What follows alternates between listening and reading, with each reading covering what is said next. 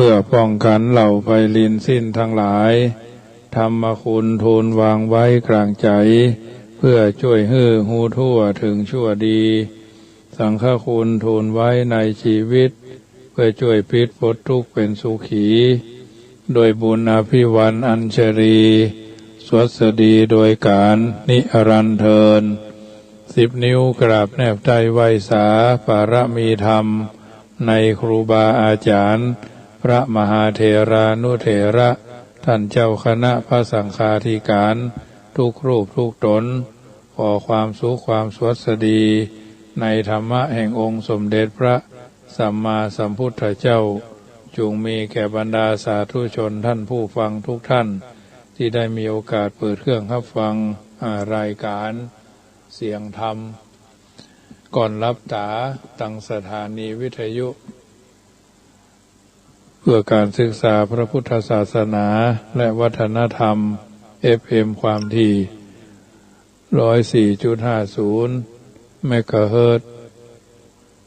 วัดฝ่ายหินตำบลสุเทพอำเภอเมืองจังหวัดเชียงใหม่เมตตาในท่านพระครูสมุวิสุวัตรวรกิจโจท่านผู้อำนวยการสถานีท่านเจ้าวาดวัดฝ่ายหินตำบลสุเทพแห่งนั้นน้อมเกณฑ์เวรถวายเวลาเพื่อธรรมภาพพระมหาประสิทธมาภินันโทเจ้าวาดวัดจังกำน้อมนำเอารายการดังกล่าวมามาจาอธิบายญาติโยมสาธุชนได้ยินได้ฟังกันทุกวันเวลา 19:20 นาทีโดยประมาณรายการนี้ถือว่าเป็นอาหารใจส่วนหนึ่งประคับประคองให้บรรดาญาติโยมนำไปพิจารณาในการดำเนินชีวิตให้ถูกต้องท่องแท้ตามสมควรแก่โอกาสและเวลานำธรรมคำสอนในทางพระพุทธศาสนาก็ถือว่าส่วนหนึ่งเป็นสิ่งที่เอาท่านทั้งหลายจำเป็นจะต้องกระทำบำเพ็ญให้เป็นไปจารีตหีดหอยประเพณีสิ่งละอันพันละน้อยให้เกิดกับตัวกับตนวันนี้ก็เป็นวันโกนเนาะเป็นวันที่ญาติโยมก็คงจะเตรียมตัวใส่บาตรหยาดน้ำไปวัดไปวาตามวัดตามวาที่เพิ่นเปิดวัดเปิดวาลุจุจอดลอดถึงตึงตันมาถึงวันพฤหัสบดีนะที่8แล้ววันพรุ่งนี้ก็เป็นวันศุกร์ที่9แห่งเมื่อกี้วันก็จะเข้าสู่ช่วงแห่งอาสาฬหปูชาเข้าพรรษาเทศกาลดังกล่าวก็เป็นเทศกาลแห่งการทำบุญสร้างบารมีแก่ตัวแก่ตนเฮาตามที่เฮาจะทำได้ถวายหลอดไฟฟ้าตลอดจนทำสร้างโซล่าร์เซลล์ถวายวัดหลอดไฟฟ้าก็แล้วแต่อาตมาภาพก็มีโครงการได้ก็น้อมนำเอาญาติโยมไปทำบุญถวายในต่างอำเภอต่างวัดต่างวาที่ในถิ่นธุรกันดารไก่ความเจริญเนาะต่างทุกปีนี้ก็จุจอดลอดถึงเป็นปีที่15-16นะเป็นปีที่15เนาะก็จะได้ไปที่อำเภอรองอำเภอวังชิ้นและก็อำเภอ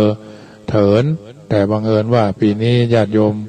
ส่วนมากก็จะถอนตัวกันเป็นส่วนใหญ่เพราะว่าเนื่องด้วยวิกฤตการณ์แห่งโควิดนะทำให้ท้องที่บางท้องที่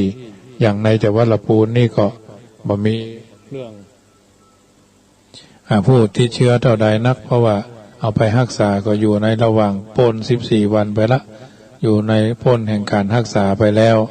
2-3 วันนี่ก็มีข่าวทางเวียงหนองล่องก็ปรากฏว่ามาจากอำเภอฮอดเนาะไม่เอาหาลูกหาเต้าเพิ่นเป็นกลุ่มเสี่ยงอยู่ 6-7 คนก็อยู่ในเขตที่เจ้าหน้าที่สาธารณสุขเพิ่นก็มาดูแลละส่วนจังหวัดลำพูนส่วนอำเภอบ้านทิอำเภอแม่ทาตุ่งหัวจ้างบ้านโฮงลีเวียงหนองล่องผาซางแต่ก็บ่ค่อยอำเภอเมืองลำพูนแต่ก็บ่ค่อยมีอย่างเท่าใดก็มีเพิ่นก็ทำการกักกันหรือทำการฆ่าเชื้อนะอย่างวัดพระธาตุลำพูนดารามาก็มีการฆ่าเชื้อกันโรงเรียนก็ปิดก็ผ่านค่อนไปเป็นเพราะญาติโยมถือว่าถ้าตาม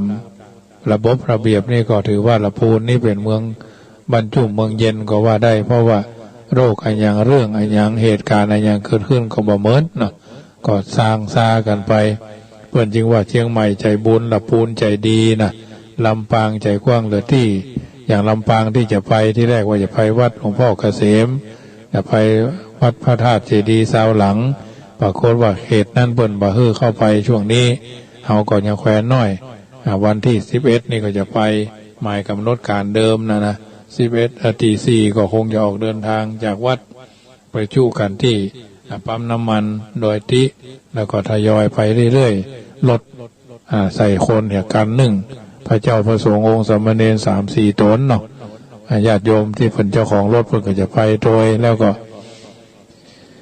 เราอ่อนขับรถครัวเนาะครัวนี่ก็จัดไปเป็นเก้าปุ่นเนาะเก้าปุ่นมีบะม่วงมีเทียนมีธูปมีหลอดไฟมีเทียนพรรษานะแล้วก็มียารักษาโรคมีรองเท้านะมีเครื่องสุขบริพันธ์ที่ทางวัดเตรียมไว้ก็ถือว่าได้ทำตามเจตนาญาติโยมก็รอพอว่าจะได้ถ่ายรูปส่งมาให้เนาะถ่ายรูปส่งมาให้ว่าสถานที่ไปแท้กี่วัดจุดที่1ก็ที่วัดบ้านปงตำบลผาหมอกวัดบ้านหิมผาหมอกวัดนาสารผาหมอกเข้ามาฮับที่วัดบ้านปงจุดที่2ก็วัดสำริดที่บุญสำนักสงฆ์กันละกับเนาะพระธาตุกันละกับแล้วก็วัดสำนักสงฆ์หมู่8อันนี้ก็มาฮับที่วัดสำริดที่บุญเนาะอันนี้ก็เป็นชุดที่2อำเภอวังชิ้นชุดที่3ก็ที่วัดแม่พระหลวงนี่ก็วัดนาบ้านเกววัดตาเกวนแล้วก็วัดแม่พระหลวงวัดแม่พระดอยก็มาฮับกันที่หั่นเป็นชุดที่3ก็คงจะบัดใช้เวลาเมินเท่าใดนักนะไปถวายแล้วก็คงเดินทางกลับเนาะวันอาทิตย์ก็แวะวัดพระธาตุลำปางหลวงให้น้อยนึงเนาะไปไหว้ไปสาเหียแวะซื้อของตามรายทางมาเล็กๆน้อยๆนะญาติโยมวันนี้ก็ทำอาหารจากโยมเพิ่นมาถวายเนาะพอให้แม่แก้วลูนเพิ่นถวายพักมาถั่วแปบถั่วปูเนาะถั่วแปบถั่วปูถั่วฟักยาวเนาะฟักบะลิดไม้โยมแม่บัวคำกุณามาก็เอาไปยำก็เรียบร้อยแจกไปได้15 ถุงเนาะ15 ถุงก็แจกไปทั้งในหมู่บ้านแจกครูบาอาจารย์โดยเนาะแจกละอ่อนน้องเอ็มพ่อแม่น้องเอ็มโดยกลุ่มบ้านที่เพิ่นใกล้วัดเนี่ยเพิ่นเคยส่งหั่นส่งนี่ช่วยยกช่วยย้ายช่วยเคลื่อนช่วยค่ายก็แจกกันไปเนาะก็สบายใจวันพรุ่งนี้มีพักแกงแคจากโยมแม่กันทนีเวียงหนองเลาะเวียงปะเป้าเพิ่นก็เอามาก็คงจะได้แกงแคเนาะแกงแคเลี้ยงนะแกงแคคั่วแคเนาะคงจะเป็นคั่วแคจีนหมูแจกเพิ่นเนี่ยคนทาสีเพิ่นก็วันนี้เพิ่นก็มาทารอบแรกไปละก็ดีใจใกล้จะบรรลุวัตถุประสงค์และเป้าหมายแล้วญาติโยมอันนี้ก็เป็นงานที่ต่อเนื่องกันเป็นระยะญาติโยมวันพรุ่งนี้เพิ่นก็จะมาทาสีเรียบร้อยธรรมาภาพก็จะเอาเลิกเอาชัยวันที่10นี่ก็จะอาราธนาพระพุทธรูปประจำวันเกิดขึ้นไปปฏิสถานก่อนนะพอเกิดวันเสาร์พระนาคปกพอดีวันเสาร์เป็นวันจังขึ้น1 ค่ำจ้างแก้วสู่หงคำเนาะจ้างแก้วสู่หงธรรมก็จะอาราธนาพระพุทธรูปขึ้นไปก่อนเอาสิ่งที่เป็นมงคลที่เฮาไหว้เฮาสักการะบูชาเนี่ย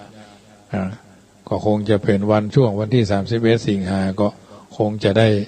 อาราธนาครูบาอาจารย์มาจำเริญพระพุทธคุณพระธรรมคุณยังเหลือช่วงตั้งหน้าแต่ว่าวิยาวัจกรเพิ่นก็มาเนาะก็คงจะเป็นพระป่าวันแม่ก็คงจะประมาณวันแม่วันที่12 วันที่12 เดือนหน้าเนาะข้าว่าจะทอดพระป่าสมทบพอจะต้องใช้เงินแห่งประมาณ200,000 กว่าบาทในการต่อตั้งหน้าพอปัจจัยเรื่องเงินที่เพิ่นมาถวายกฐินปีแล้วเพิ่นเอามาติดอยู่ที่วันการบูรณะกุฏิสงฆ์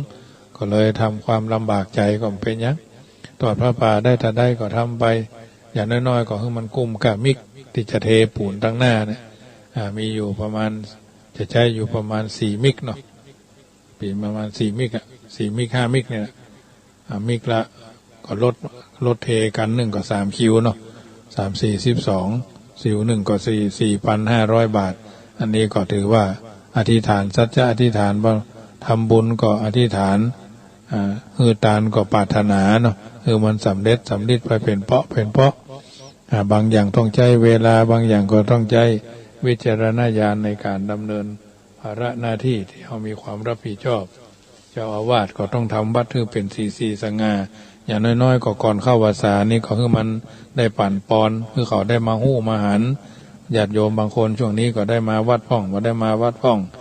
เพราะว่าช่วงนี้ก็เพิ่นก็เก็บลำไยกันนะลำไยก็กิโล10 ปลาย20 ปลายเนี่ยทางละพูนนี่เพิ่นจะเก็บลำไยกันเดือนกรกฎาเดือนสิงหานี่นะเพิ่นจะเก็บลำไยกันเป็นส่วนใหญ่ก็เริ่มเก็บกันละกาจ้างก็วันละ300ก็มี250ก็มีเพิ่นก็จะเอามาเพื่อก็เอาอาหารมาใส่บาตรใส่อย่างที่วัดแล้วเพิ่นก็ไปทำงานกันนะพอรถ7 โมงมันเขาลู่คนงานกันเนาะช่วงนี้นะอันนี้ก็เป็นหน้าที่ของเพิ่นจะต้องเก็บตวงเก็บเกี่ยวสตางค์กันเนาะเอาก็บอกว่ากันเพิ่นก็จะมาวัดก็จะเหลือคนวัดก็ประมาณ5 คน10 คน10 คน20 คนประมาณนั้นนะอันนี้ก็แล้วแต่เพิ่นโอกาสเพิ่นค่ำคืนนี้ก็จะอู้เรื่องของคำว่าช้างเพื่อนแก้วเนาะที่มาในอรีณจิตชาดกเป็นชาดกที่อู้มาเป็นวันที่ครั้งที่3เนาะในธรรมบทภาคที่4บัณฑิตวรรคเรื่องพระราธเถระพุทธเจ้าปรารภเรื่องอาการที่พระสารีบุตรเป็นผู้กตัญญูเนาะในอรรถกถาว่าอย่างนี้ความย่อเพิ่นกล่าวว่าพระภิกษุรูปนั้นเป็นกุลบุตรชาวเมืองปาราณสีฟังธรรมแล้วเกิดศรัทธาบวชในพระศาสนาขันอุปสมบทแล้วได้ปฏิบัติอาจาริยวัตรและอุปชายวัตรท่องปฏิโมกข์ได้คล่องมีพรรษาครบ5ก็ลาอาจารย์และพระอุปชาไปอยู่ที่ป่าใกล้หมู่บ้านชายแดนแห่งหนึ่งผู้คนในที่นั้นต่างเลื่อมใสในอิริยาบถของพระเจ้าพระสงฆ์รูปนั้น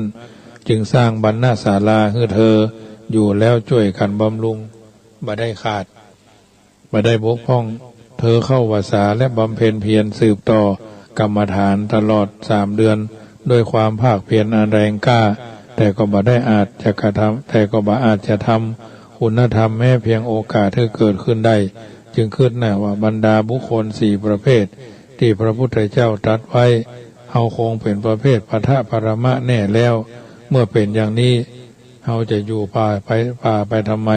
ปิกไปวัดเชตวันคอยดูพระรูปพระโฉมของพระบรมศาสดาแล้วสดับพระธรรมเทศนาอันไพเราะย่อมจะเหมาะกว่ากึดแล้วเธอก็ทิ้งความเพียรเสียออกเดินทางไปยังวัดเชตวันที่พระพุทธเจ้าประทับอยู่ตรงนั้นเธอถูกอาจารย์และอุปชารวมทั้งทุกเจ้าเคยรู้จักกันรุมถามถึงเหตุที่พิกมาโวยเธอบอกว่าไปตามตรงทุกเจ้าทั้งหลายต่างพากันตำนี้เธอแล้วพากันไปเฝ้าพระพุทธเจ้าพร้อมทั้งทูลแจ้งความประสงค์ให้ทราบเรื่องราวทั้งหมดข้อความข้างต้นอยู่ในมหาสังวรมหาชาดกว่าพระบรมศาสดาตรัสถามทุกเจ้าเหล่านั้นว่าเธอคลายความเพียรเสียแล้วจริงหรือเธอก็กล่าวทูลว่ายอมรับว่าจริงพระพุทธเจ้าข้าจึงตรัสกับเธอว่าเมื่อก่อนเธอทำความเพียรชิงเอาราชสมบัติในพระนครพาราณสีซึ่งมีอาณาเขตถึง12 โยชน์ให้แก่กุมารน้อยผู้เป็นดังชิ้นเนื้อบ่ใจกามาบัดนี้เธอบวชในศาสนาเห็นปานนี้แล้วฉะไหนจึงคลายความเพียรเสียเล่าจึงเล่าเอาไว้ว่ากาละล่วงเมินมาแล้วครั้งพระเจ้าพมทัตเสวยราชสมบัติณเมืองพาราณสีมีหมู่บ้านแห่งหนึ่งตั้งอยู่บ่ไกลเมืองนักหมู่ช่างไม้500 คนอาศัยรวมกันอยู่ในหมู่บ้านนั้นหมู่เขามีอาชีพสร้างบ้านไม้ขายโดยแล่นเรือทวนน้ำเข้าไปในป่าลึกโค่นต้นไม้แล้วพุงเป็นเครื่องเรือนทำเป็นบ้านสำเร็จรูปจันเดียวพ่อง2 จันพ่องทำเครื่องหมายไว้ที่ตัวไม้ทั้งหมดแล้วทอดกองรวมกันขึ้นโขนขึ้นเรือล่องมาขายในเมืองภัยต้องการก็ประกอบบ้านสำเร็จฮือทำเช่นนี้ประจำทำให้เงินทองมาเลี้ยงชีพอย่างพอเพียงครั้งนั้นพระคณะที่หมู่เขากำลัง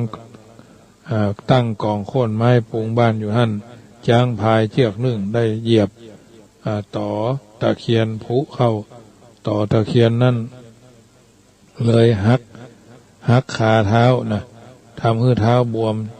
ชะลุและกัดหนองช้างนั้นได้รับทุกขเวทนาอย่างแสนสาหัสยิ่งนักเมื่อได้ยินเสียงผู้คนค่อนไม้อยู่ก็คิดว่าคงอาศัยหมู่เขาเนี่ยจะได้ยกไข่เยกเท้าไปยังที่อยู่ของพวกเขา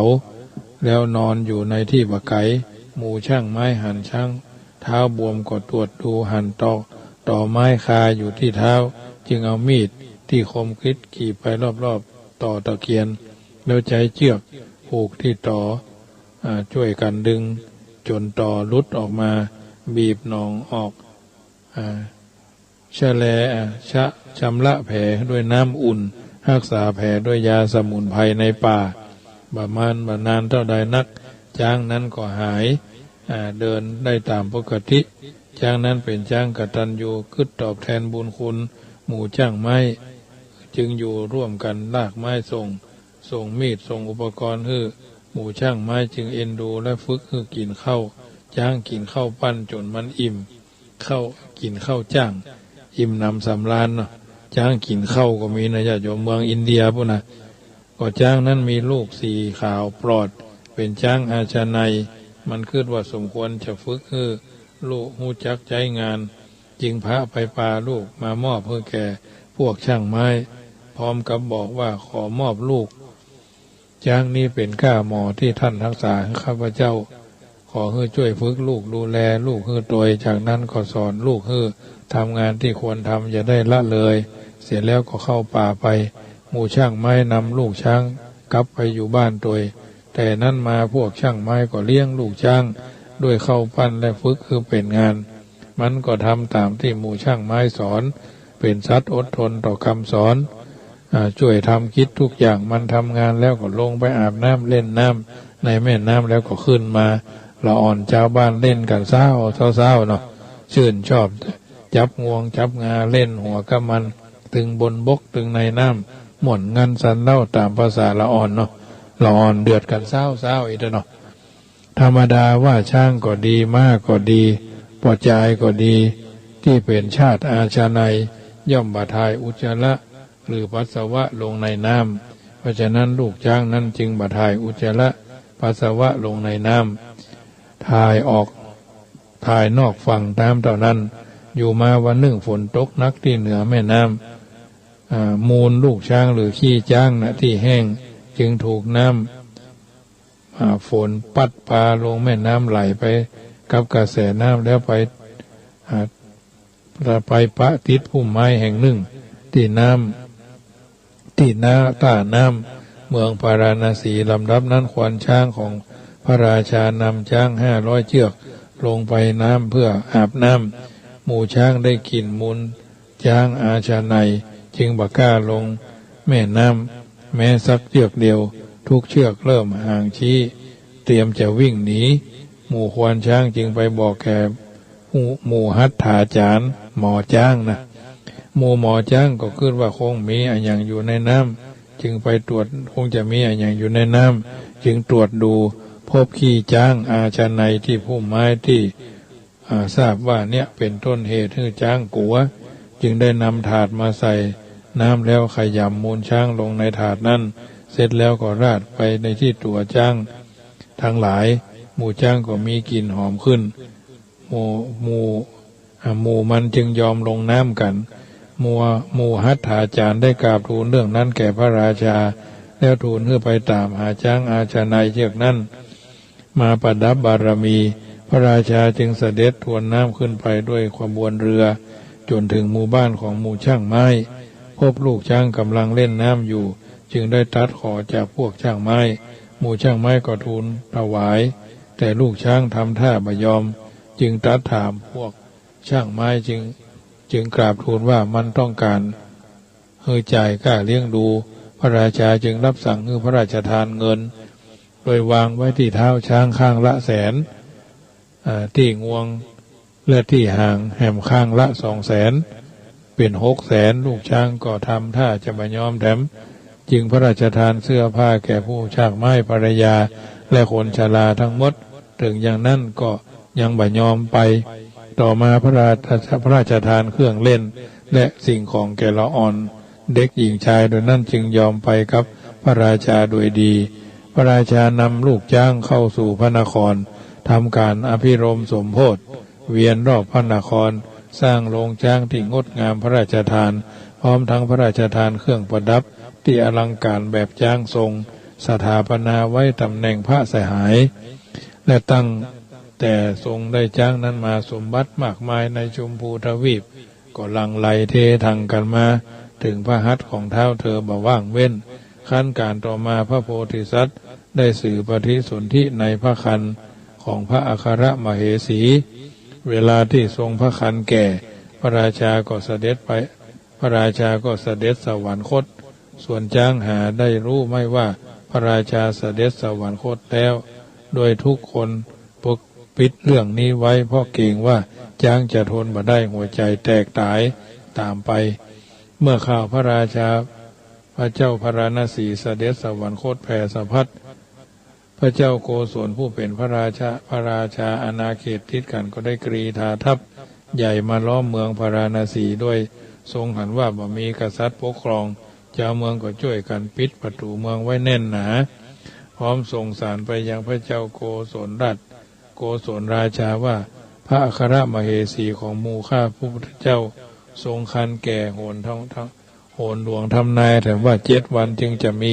พระประสูติการเมื่อพระนางประสูติพระโอรสแล้วหมู่ข้าพระพุทธเจ้าจึงจะออกต่อยุทธโดยขอจงทรงพระกรุณาโปรดรอถึงเวลานั้นก่อนซึ่งพระเจ้าโกศลก็ทรงอ่อนโอนผ่อนไปตามที่เจ้าเมืองพาราณสีทูลขอในวันที่7พระเทวีก็ประสูติพระโอรสจึงรับขนานนามทันทีว่าอาลีณจิตรราชกุมารโดยถือนิมิตคือเป็นผู้ปลุกปลอบใจผู้คนที่ห่อเหี่ยวคือเกิมต่อสู้กับศัตรูหลังจากนั้นพระโอรสประสูติแล้วเสนาและชาวเมืองต่างก็จัดเตรียมการรบแต่หามีความพร้อมบ่พร้อมเพราะขาดจอมทัพบัญชาการทำให้ออกรบครั้งที่ไรก็พ่ายพลิกมาทุกครั้งมัวมาจึงไปกราบทูลพระเทวีให้ทรงทราบและขอพระราชานุญาตนำเรื่องพระราชาเสด็จสวรรคตไปบอกให้พญาจ้างหูพระเทวีก็ทรงหันชอบโดยจึงประดับประดาแต่งพระโอรสผู้ประสูติได้บักกีวันด้วยอาภรณ์อันงดงามคือบรรทมที่พระกระโจมผ้าทุกูลพัดเสด็จลงจากปราสาทไปยังโรงช้างต้นพร้อมด้วยบริวารชนเหล่าอมาตย์ทั้งปวงทรงวางพระโอรสไว้ที่เท้าของพญาช้างแล้วตรัสว่าพ่อช้างเอ๋ยพระราชาผู้เป็นใหญ่พระสหายของท่านพระองค์ท่านเสด็จสวรรคตเห็นแล้วหมู่เฮากลัวท่านจะหัวใจแตกจึงบ่ได้บอกให้ทราบละอ่อนน้อยคนนี้คือพระโอรสของพระสหายของท่านบัดนี้พระเจ้าโกศลยกทัพมาตีพระนครของหมู่เฮาต้องออกต่อกรที่ใดก็พ่ายแพ้ทุกครั้งมาหันท่าจะเสียพระนครแน่แล้วขอท่านจะได้ฮักรานพระโอรสเลยขอให้ช่วยรักษาราชสมบัติไว้ให้พระโอรสโดยเตอะขานั้นพญาโคจสารใจงวงรูปไล้พระโอรสโพธิสัตว์แล้วยกขึ้นวางไว้บนกระพองร้องให้อะไรถึงพระราชาป่านจะขาดใจ ยกพระโอรสลงแล้ววางบนพระหัตถ์พระเทวีออกจากโรงช้างไปด้วยหมายใจว่าจะจับพระเจ้าโกศลให้ได้คันออกจากเมืองแล้วก็ร้องโกนจะนาดดังขึ้นทำให้พลนิกรของข้าศึกแตกตื่นตกใจวิ่งหนีโกราหลคนละทิศคนละทางพญาช้างวิ่งลุกไล่จับลุ่งลัดไปจนถึงค่ายหลวงของหมู่พวกอริชนจับมวยผมของพระเจ้าโกศลไว้แล้วนำมาที่มอบลงที่บาททูลพระโพธิสัตว์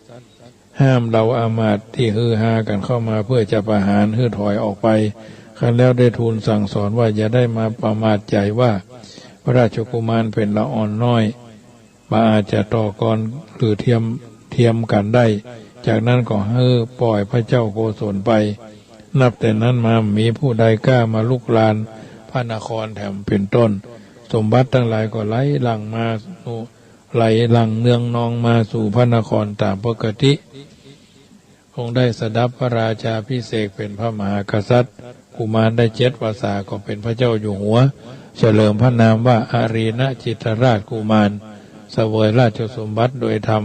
บำเพ็ญทางสวรรค์ไปสู่บริบูรณ์ทุกประการสมเด็จพระพิชิตมารคันตัดเล่าเรื่องนี้แล้วได้ตรัสคาถาว่าอารีณจิตังนิสายะปหัตถามหตีจะมูโกสลังเสนาสนัตตุถังชีวัคคาหังอาคาหายิเสนาหมู่ใหญ่อาศัยอารีณจิตรราชกุมารจึงมีใจรื่นเริงช่วยกันจับเป็นพระเจ้าโกศลผู้ยังทรงเพียบพร้อมด้วยราชสมบัติโดยพระองค์ฉันใดภิกษุผู้สมบูรณ์โดยนิสัยคือเหล่ากัลยาณมิตรปรารภความเพียรเจริญกุศลย่อมบรรลุธรรมอันเกษมจากโยคะอยู่พึงบรรลุธรรมนี้ทั้งสิ้นเป็นลำดับไปเมื่อเทศนาจบลงแล้วภิกษุคลายความเพียรก็ดำรงอยู่ในอรหัตผลเป็นที่สุดสาระจากพระพุทธภาษิตจากสาระจากสาดกเรื่องนี้มีกล่าวเอาไว้ว่าไม้ล้มอย่าข้ามหมายความว่าคนผู้ใดมีชีวิตพลิกผันเกิดความผิดพลาดในอาชีพการงานหน้าที่ตำแหน่งแห่งหนเกิดความหายนะล่มจมถูกเพิ่นลดตำแหน่งถูกมดหลึงกับสิ้นเนื้อประดาตัวประสบความทุกข์ยากลำบากอย่างบ่คาดคิดผู้นั้นย่อมควรได้รับความหันอกหันใจญาติมิตรเพื่อนฝูงคนทั้งนอกข้างมากกว่าจะสะใจดูถูกดูหมิ่นเหยียดหยามเพราะผู้นั้นจะอาจจะลุกขึ้นมาได้ด้วยถือคติ6ล้มแล้ว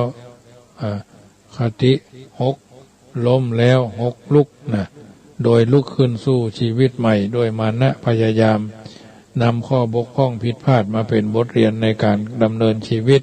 ก็จะตั้งตัวใหม่ได้เหมือนเดิมหรือยิ่งดีขึ้นกว่าเดิมดังนั้นจึงบ่ควรข้ามย่ำกายดูหมิ่นเพื่อนห้องว่าคนล้มอย่าไม้ล้มข้ามได้คนล้มอย่าข้ามนะคนล้มอย่าข้ามอย่าเหยียบหยามผู้นั้นเกิดความชอกช้ำน้ำใจเกิดความรู้สึกว่าตนบ่มีญาติบ่มีมิตรบ่เมื่อยพุ่นผูงต่อไปหากเมื่อเขาตั้งตัวตั้งใจก็บ่อยากจะคบค้าสมาคมบ่อยากจะมีมิตรภาพโดยเมื่อเกิดเดือดร้อนขึ้นมาพ้องเขาก็จะบ่แยแสปล่อยไปตามยถากรรมแถมยังนึ่งพูดที่หันคนอื่นล้มแล้วเพียกพำแล้วหาทางซ้ำเติมเนาะดูถูกดูหมิ่นกะแนะกะแหนกะแทกแดกดันผู้นั้นผู้ล้มนั้นหาทางป้องกันเต็มตัวซึ่งอาจจะมีวันหนึ่งเขาอาจจะเป็นคนดีขึ้นมาได้เพราะฉะนั้นเรื่องนี้ชี้คือว่าอยู่ดีบอกว่าดีแกว่งเท้าหาเสี้ยนก็ว่าได้อันนี้เป็นเรื่องที่นำมาเสนอประจำค่ำคืนของวันพระฤหัสบดีวันโกนวันนี้อันเรื่องความย่อท้อถอยท้อแท้ในญาติโยมมีกับทุกคนเหมือนพ่อแม่เฮาล้มหายตายจาก